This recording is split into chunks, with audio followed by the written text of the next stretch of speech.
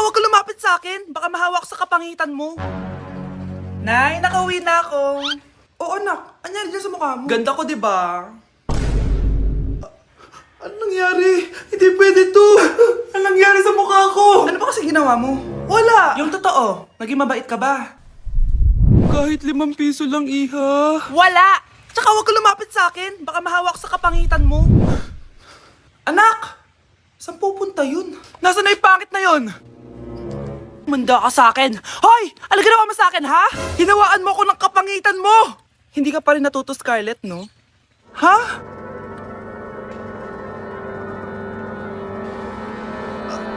Nay? O ano? Naniniwala ka na ba sa karma, Scarlett? Ayan na nakukuha mo sa mga panlalait mo. Nay, sorry na! Alisin mo na to nasa mukha ko! Sige, next year. Paano na ako magkakajowa neto?